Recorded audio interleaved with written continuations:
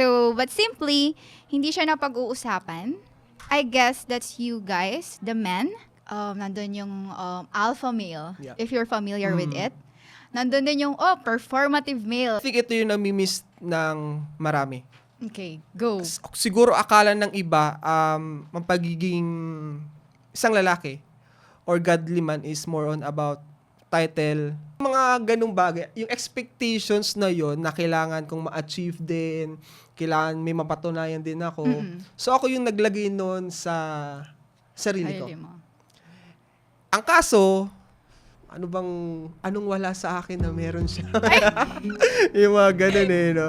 Kapag kinompare mo rin yung sarili mo sa iba, totally, hindi mo na rin kilala yung sarili mo. Tama.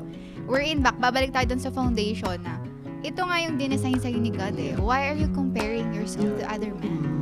Na hindi mo rin alam yung pinagdaanan.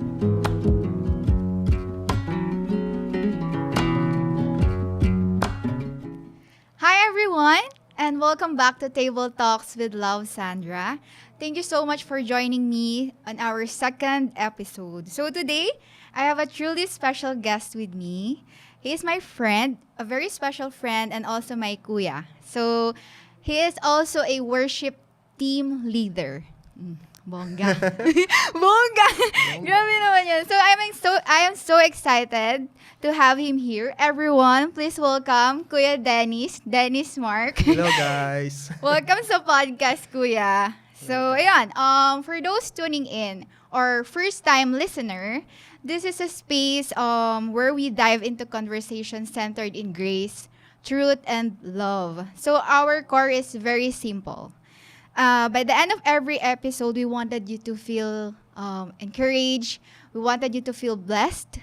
We wanted you to feel seen. And deeply blessed through meaningful and valued conversations. Alright, so to start things off, kumustahin naman natin yung guest natin. Ayan, welcome Kuya Dennis. How are you? Yeah, hello guys. First of all, I just want to say thank you, Sandra, for having me as your guest, and I'm really honored to Thank be you, here. Kuya. And I can say na you're one of the amazing person that I know.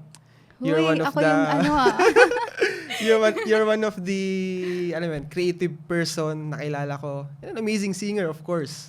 Huy, I'm discover ako ng cornerstone. Oo nga, no? Kunin niyo na po ito. Joke lang. And, yeah, I'm good. I'm doing great. Actually, last week, galing tayong Cagayan. So, medyo nangitim kami. So, paki-edit na lang po. Yeah, and, I'm really blessed. Actually, Thank tawag you, nito, Jesus. parang 10 months na ata akong walang work. I mean, Okay. full-time work. No? So, last year, I think August yung last ko sa work ko. So, naalis ako sa trabaho. And until now, wala akong full-time work. So, ang ginagawa ko lang ngayon is more on part-time. But I think I'm really blessed na, mas makilala ko si Lord ngayong season. Naniniwala ako na every year, mas nakikilala ko si Lord. And I believe na He's the one who's sustaining me. Thank you, Lord. Yep. Grabe naman yun. Okay po. Ayan, thank you so much, Kuya Dennis. I mean, thank you rin sa grabe introduction. Anyways, today we're diving into a topic that needs a lot of grace and truth. So, but simply, hindi siya napag-uusapan. I guess that's you guys, the men. And I also wanted to share for everyone listening in right now, this is also incredibly special because the month of June is Men's Mental Health Awareness Month. So thank you, Lord, for the perfect timing. And we're not just gonna talk about mental health. In general, the men. Okay, the men, kung sino si men kay Lord, Yeah. sa men sa society. Yeah. Are you ready? Ready? Ready. Okay. Meron akong cue cards. Ang daya, dapat ako meron din. Kunyari ako si Tony Gonzaga. Ay, wow.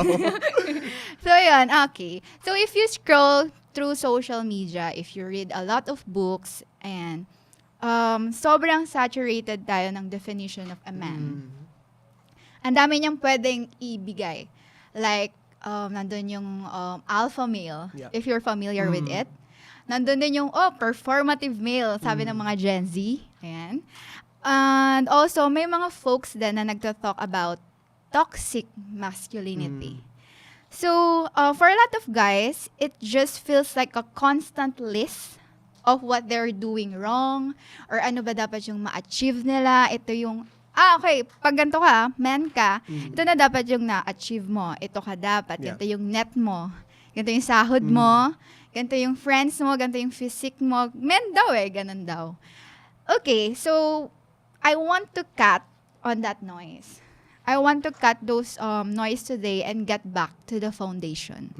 So, Kuya Dennis, let's start right there. When you hear the phrase being a man, what immediately comes to mind for you? So, if maglo-look tayo sa lens ng faith, ano naman yung actually makes a godly man? Yeah. Ala, ang hirap ng tanong. Medyo ko lang. For me, naiisip ko kapag sinasabi yung being a man, number one Okay. is character. Okay? I mean, for me, sobrang importante ng character. Kasi pwedeng maging successful ka, marami kang ma-achieve, okay yung performance mo, pero kung yung character mo hindi okay, I think may na-miss ka being a man sa pagiging lalaki mo. And also, pag sinabing being a man, of course, you're taking responsibility sa actions mo, sa mga choices mo, and also, you're keeping your words, and you're That's acting with integrity. Isa sa mga taong kilala ko na may isang salita, Okay. hindi yung aso ko. Joke lang. Sorry, di pa ako si Dan. Hindi, I mean, yung kuya ko. Okay. Sa kanya ko natutunan yun, na kung ano yung sinabi mo, dapat gawin mo talaga. And I believe na, alam mo, yun yung naniniwala ko na isa sa mga meaning ng pagiging isang lalaki. Pero kung titingnan natin sa lens ng faith, I believe na ang isang godly man is not defined by status, power, income, influence, or even religion. Alright. And ako naniniwala ko na ang isang godly man, he is defined by God's love. His relationship with God. And I believe na a godly man is someone who reflects God's character, Amen. loving others, serving Him faithfully, living with integrity, and following the example of Jesus Christ. At isa pa, I think ito yung nami-miss ng marami. Okay, go. Siguro akala ng iba, ang pagiging isang lalaki or godly man is more on about title, position, Yeah. dapat ganito ka, ganyan ka. I think ang nami-miss ng lahat is yung pagiging prayerful. Uy. Di ba?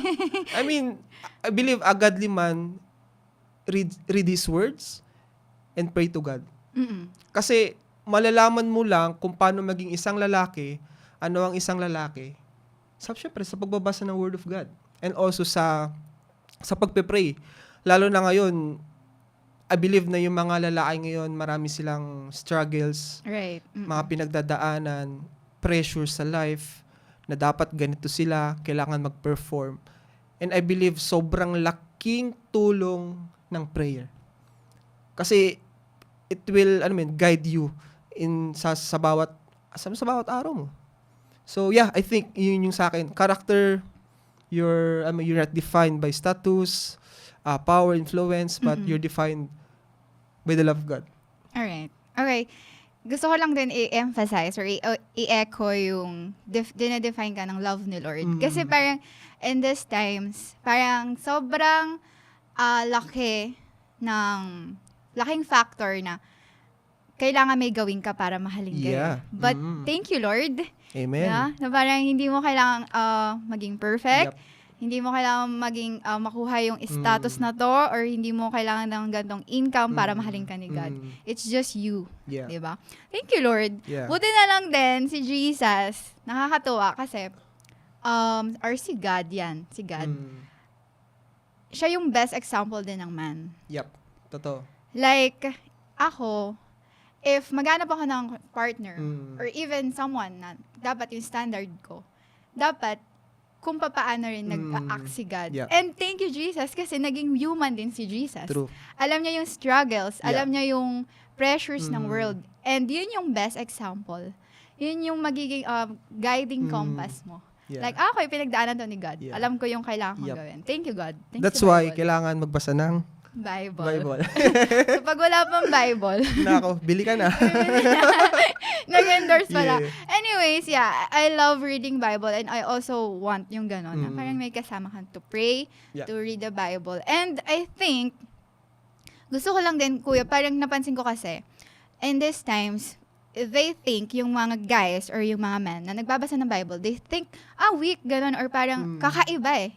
And that's, I think, okay lang maging different. Kesa ikaw naman yung Yeah, i-ano ni God oo. na, ba't di ka nagbabasa ng Bible? Just to please the other people, Yep. di ba? Okay, so since we're talking about pressures, struggles, many men feel pressure to be strong, Yeah. successful, and emotionally composed. Mm. Like, kapag guy ka or man ka, kailangan hindi ka magpakita ng emosyon. Mm. Like, you are expected na, hindi eh. Mm. Hindi siya dapat magpakita ng tears, gano'n. Yeah, yeah. But, ikaw, kuya, what pressures have you personally experienced? And how they have affected you? Mm.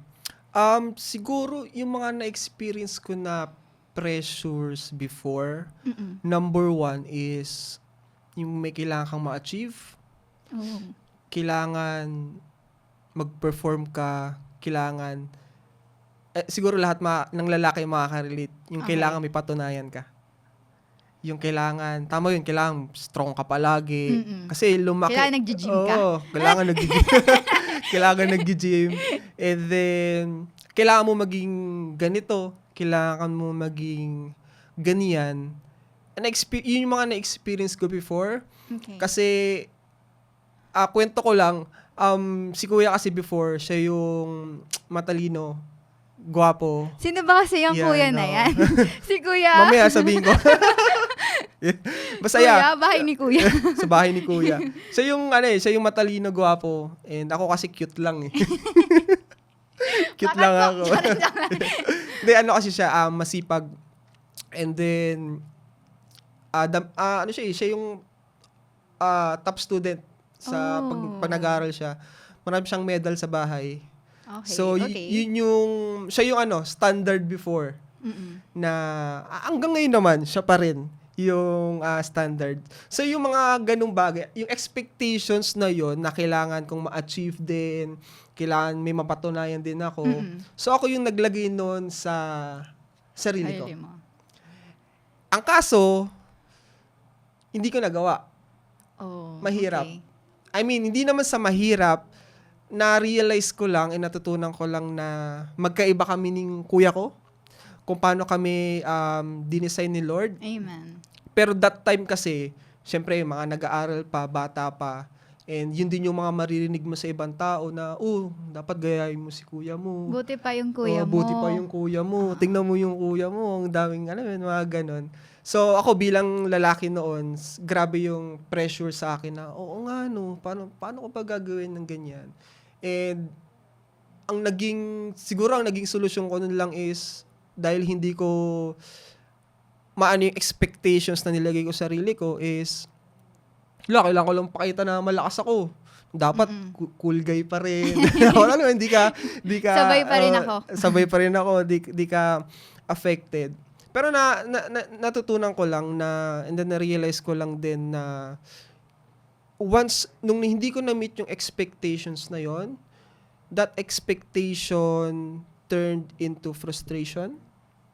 And eventually, it became an insecurity. Na-insecure ako sa kuya ko. Siyempre, anong wala sa akin na meron siya? Yung mga ganun no? Yung ganun drama. Pero, But it's real. It's real na, I mean, hanggang ngayon, for example, sino yung mga tinitingala mo sa life mo? Right. Maybe your father, kuya mo, leader mo, na, alam mo yun, imbes na ma-challenge ka, nai-insecure ka, And ako naalala kong ginawa ko noon, na insecure ako, mas pinili kong i-isolate na lang yung sarili ko. Definitely. Imbes na mag-open up ako, sabihin na ito yung nafe-feel ko. Wala, pinili ko na lang sumama sa ibang kaibigan. Alam mo yun, na kim-kimin ko na lang.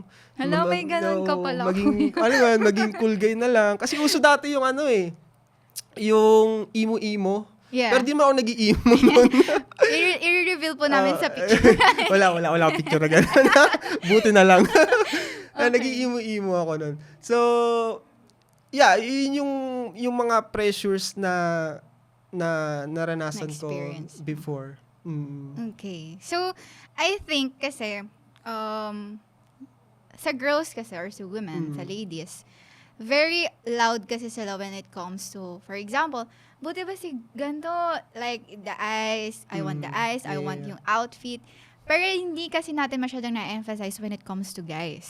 Kasi they're afraid, or parang vulnerable sila when it comes na, nakukumpara kasi ako. And when ganun yung nangyayari, they totally feel inferior. Or tama ka doon, mag-isolate sila. Yeah. Where in fact na, ang guys naman, hindi rin sila box. Kung paano natin sinasabi sa girls na, you are not boxed to one definition. Hindi ka lang mababox sa isang meaning or parang dapat ganito ka. And same din sa guys. And siguro hindi lang din sila ganon, ka-vocal. Unlike sa girls na, gusto ko rin ng ganyan. Yeah. Kasi parang sa guys, ba, may ego. Ganon. May ego kaya na parang, wait lang. Oo. Parang may kailangan ba akong Bakit mo kinukumpara? And it's hard, lalo na, for example, yung comparison kasi, it's totally, gives you frustration. Yep. Tapos, in comparison, will leads you to isolation, will leads you to disappointment. Yeah. And kapag kinumpare mo rin yung sarili mo sa iba, totally, hindi mo na rin kilala yung sarili mo. Tama.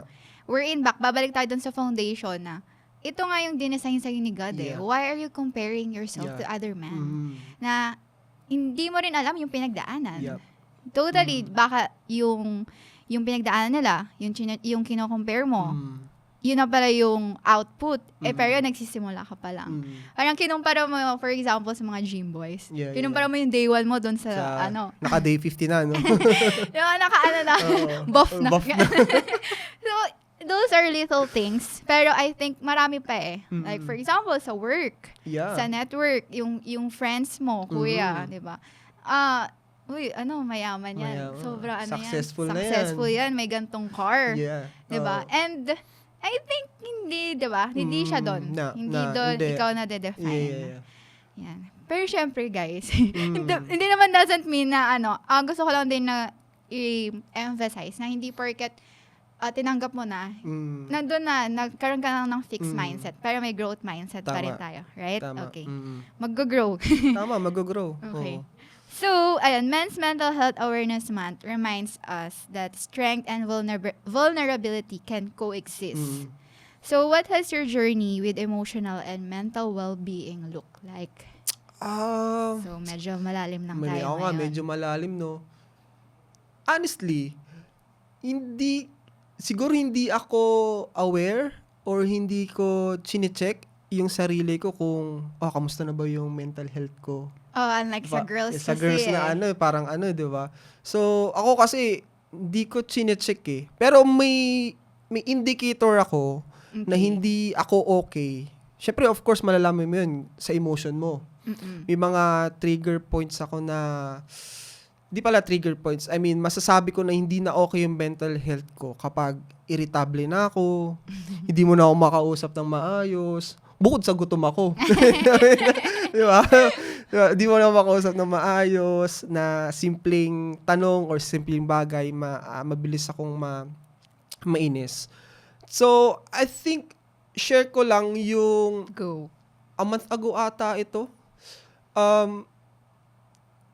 Nandun ako sa time na hindi ko alam kung ano yung next sa life ko bilang lalaki. Okay. Na, teka, paano ba ako mag-a-advance sa life? Parang nakikita ko yung mga kasama ko nag-a-advance na. Parang, ano bang goal? Ano bang goal ko? Midlife crisis. Yes, midlife crisis. Lalo na naging 30 years old na ako. Hindi naman halata. Alam mo Kuya, yun? ni-reveal Oh, mo pa eh. Actually, totoo na pag nag-30 years old ka, may shift na nangyayari sa life mo. Na ang Okay. dami mong Go, kuya. marirealize. So, dumating ako dun sa point na yun. So, a month ago, hindi ako okay. Pero, of course, I'm a leader, Yeah. kuya, dalawa lang kami ngayon ng kapatid ko sa bahay, kailangan mong ipakita na malakas ka, na, alam mo yun, na hindi ka apektado sa mga nangyayari. Dapat hindi mo ipakita na, alam mo yun, may burdens ka na kinikerry. And funny lang, kasi, yung may surprise party kaming boys kay Thais.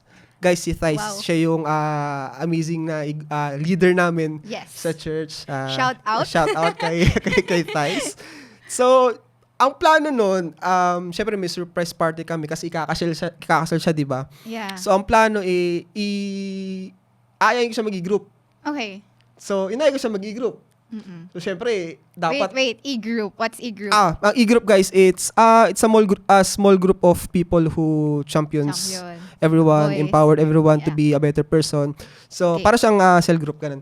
And yeah, so in-invite ko siya doon and then so syempre dapat ang ano ko noon, happy ako, 'di ba, na pakita ko sa kanya na teka, may surprise kami sa iyo, bro. Na-excite Dapat di ka? mo alam, excited na kami para sa iyo.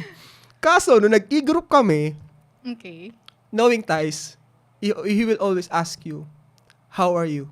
Oo. For real. How are you? Siyempre ako, may surprise party sa kanya. Ayoko naman maging emotional. Ayoko naman magsabi sa kanya ng problema ko. Pero hindi ko alam. Siguro, perfect timing din ni Lord yun. Nag-open up ako sa kanya. Hindi talaga accident. Hindi talaga accident.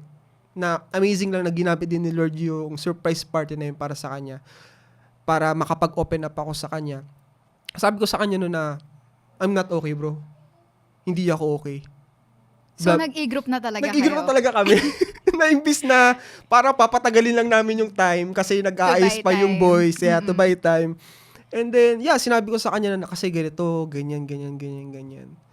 And after nun, yes, I feel encouraged and corrected, of course, kasi ang sabi niya sa akin. Kasi ang more about ng sinishare ko sa kanya is, anong kailangan kong gawin? Feeling ko ganito, ganyan. Ganyan. Isa lang sinabi niya sa akin, bro, you need to be discipled. When was the last time na lumapit ka to someone, kailangan mong magpa-mentor, kailangan mong magpa-coach?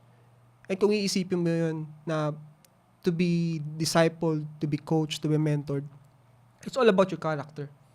It's all about who you are.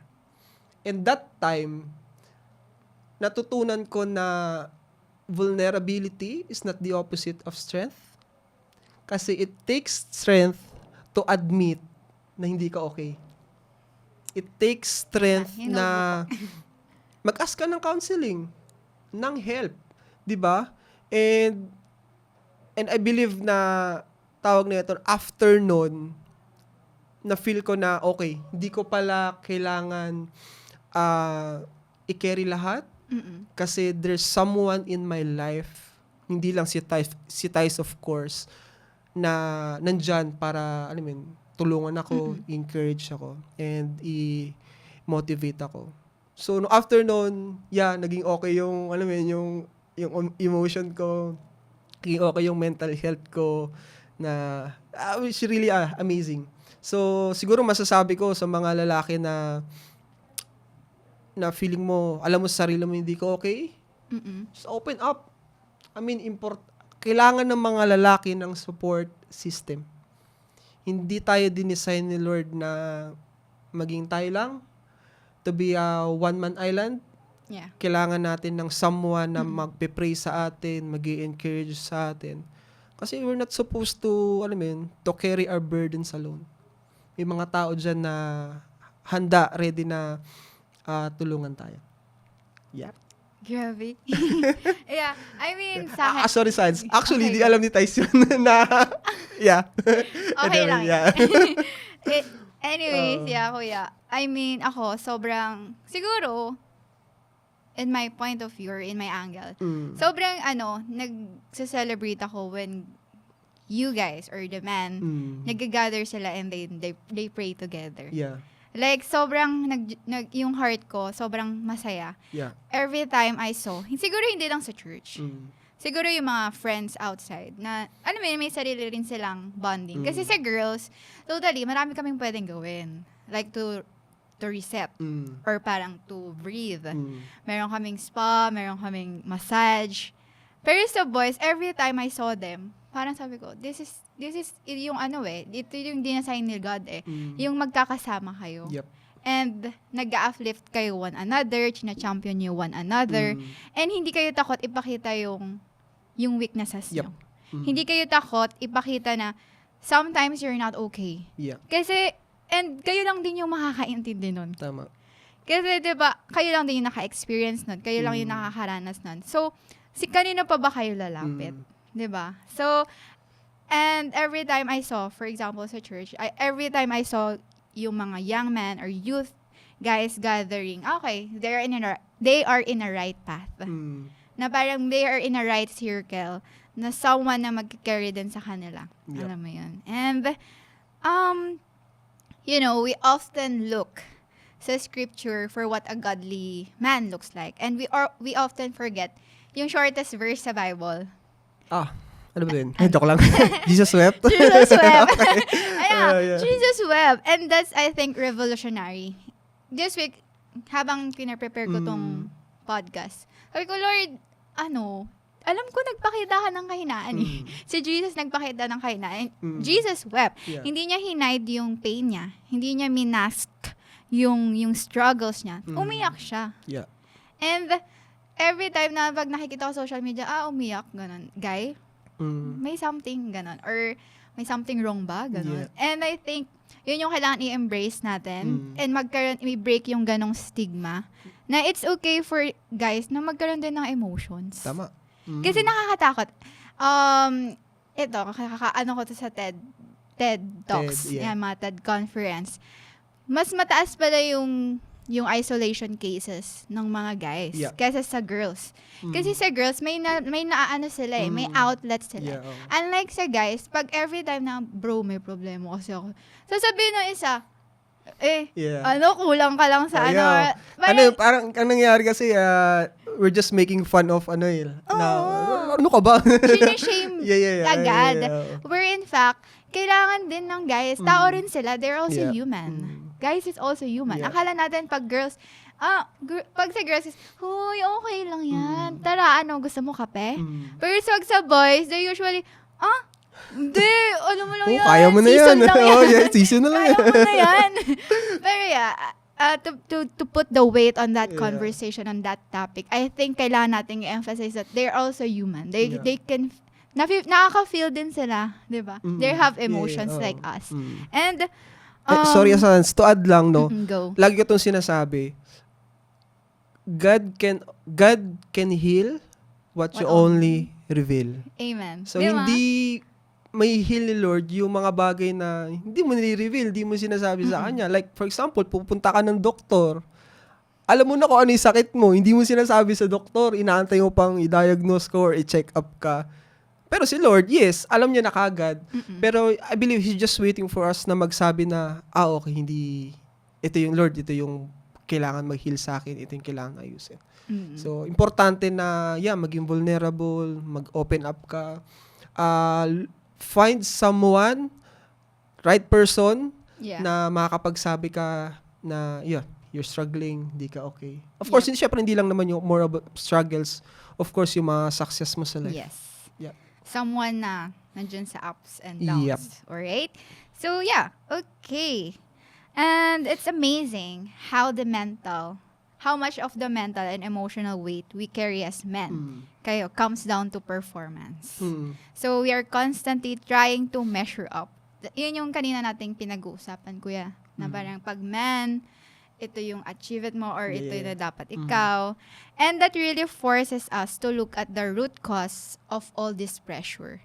Kasi probably, you feel pressured kapag merong may expectations sa inyo So because if we are honest, society tells us that our worth is tied entirely to what we can produce, who we are taking care of, or who we are connected to. So, I want to dig into that foundation. In your opinion, where should a man's identity actually come from? Sa achievement ba niya yan? Sa relationship ba niya yan? Ayun, so, or is it something much deeper? I believe na yung achievements, responsibilities, success, relationships are all important. Yeah. They all matter. But I believe they are unstable foundations kapag yun yung naging whole basis mo ng identity bilang isang lalaki. Kasi naniniwala ako na career can change, Yeah. success can fade, responsibilities can be taken away from you. Ano pa ba? Tawag nito, yung relationships mo, pwede ring magbago, di ba? Pwedeng, pwedeng magkaroon ka ng ibang circle of friends, pwedeng magkaroon ka ng breakups. So, if yung identity mo bilang lalaki, mag-rest lang doon sa mga bagay na yon, paano kung magbago yun? Sino ka na? Sino ka na? Like, di mo na alam, di mo na kilala kung sino ka. So, I believe na yung identity natin must come from knowing God, Amen. to be loved by God, to know the one who created us. And yun talaga yung yung foundation ng identity ng lalaki. Kasi sa mundo, tinuturuan tayo na hanapin yung identity natin sa ano yung nabibuild natin, ano yung nagagawa natin. Pero hindi yun yung hinahanap ni Lord. And sabi ko nga, pag nawala na yung mga ganong bagay, wala na, di mo na rin kilala yung sarili mo.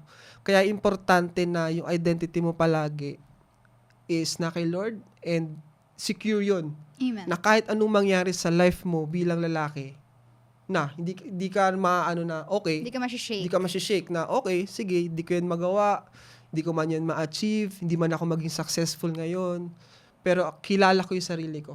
Yeah. Alam ko yung identity ko. So good. Yeah. Okay. Naano ko. Okay. Okay, so identity kay Lord. Thank you, Jesus. And I think yun naman din, hindi lang siguro sa guys. Even sa general, yun naman yung dapat maging foundation natin. Sino ka kay Lord? Tama. And yun yung constant journey na kailangan nating tuloy-tuloy lang, yung faith journey natin kay Lord.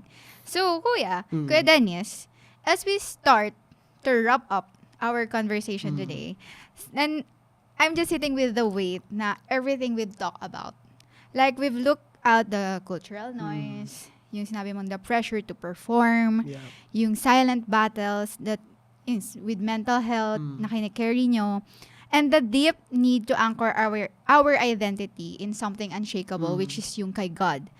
So, Kuya, I want you to give a final word today. So, if a man is listening right now who is exhausted or feel discouraged or feels like he has to carry the weight, Yeah. everything alone, what is the one thing you want him to hear? Yeah. I think masasabi ko, bro, you're not alone. Yeah. There are a lot of people who's praying for you, caring for you, and just waiting for you to open up, to be vulnerable. I just want to encourage sa lahat ng lalaki na wala kang dapat patunayan, hindi mo kailangan mag-perform, hindi mo kailangan maging someone na hindi naman ikaw. And Big it's word, okay to na maging weak ka. I believe there's no shame on that. Na minsan hindi ka okay, mag-feel ka. Just want to encourage you na love ka ni Lord. There's grace for you. He is always there for you. He'll never forsake you. So just want to encourage you na find someone, find a group, a community. Mas maganda na, for me, church. Yeah. Because, alam mo yun, there's faith na mas makakatulong sa'yo para mas makilala mo kung sino ka. And may mga tao na mag-journey sa'yo dun sa faith na yun. Alright. So, yeah, what a powerful way to close, Kuya Dennis. And, yun, emphasis natin, you are not alone. I mean, it's parang feeling ko, something new siya sa guys.